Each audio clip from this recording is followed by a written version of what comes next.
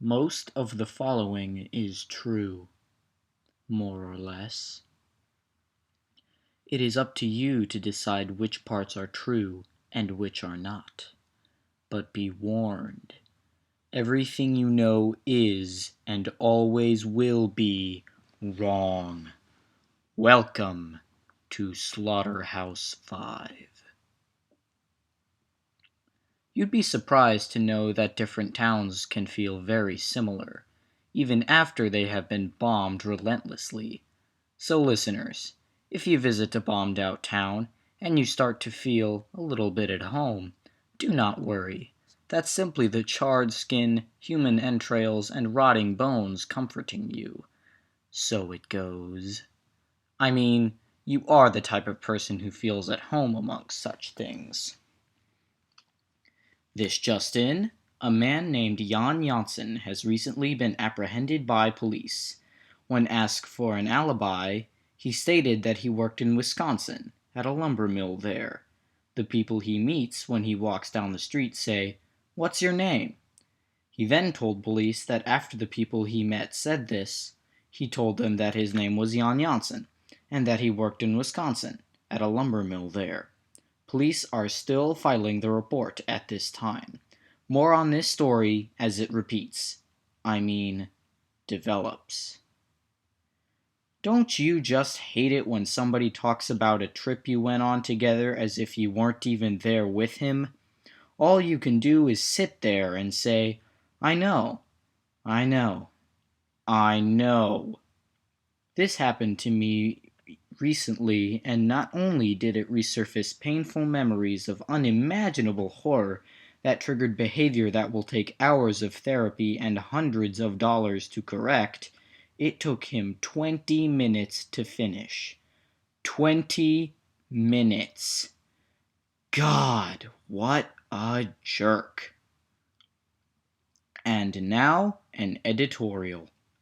Mary O'Hare writes, War is fought by babies who pretend they are men and not babies.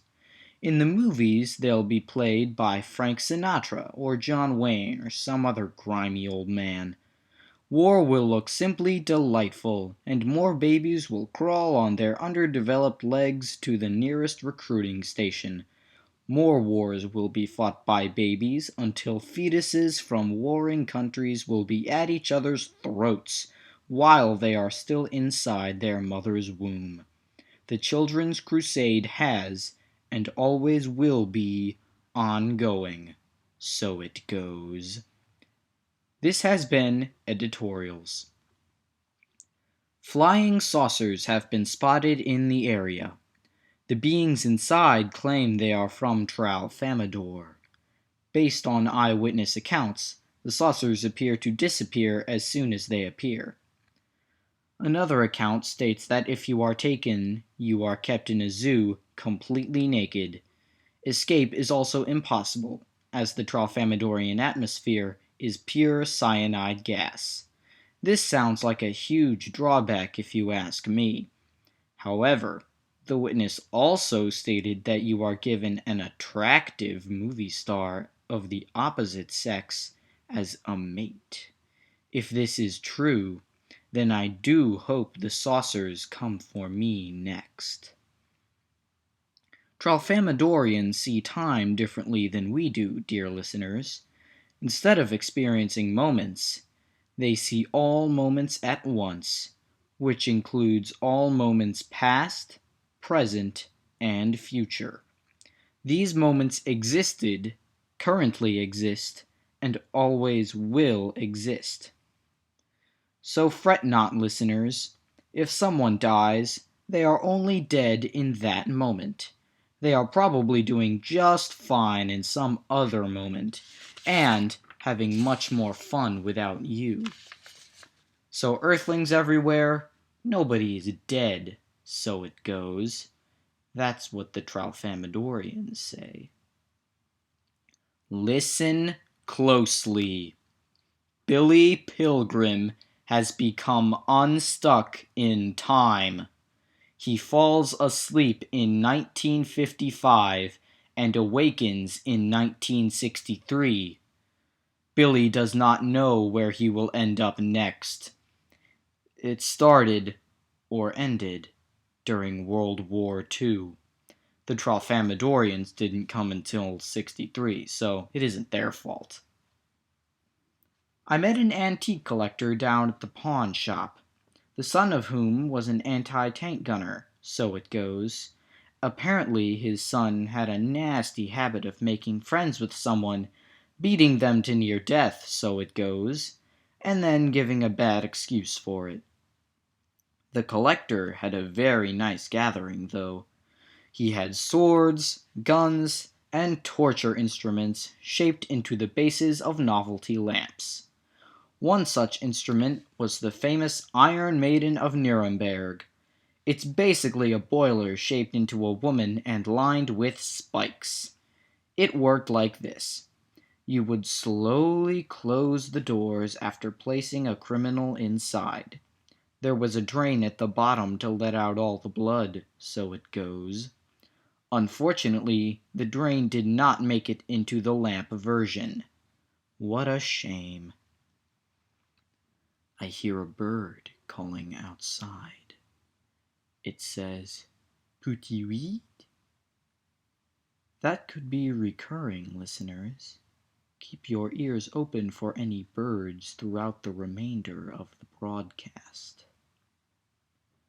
Welcome to Children's Fun Fact Learning Corner. Today's topic, knives.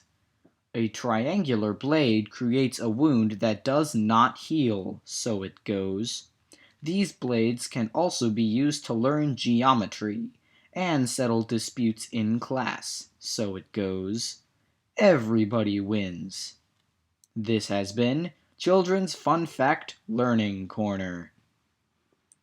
And now, something to assist you.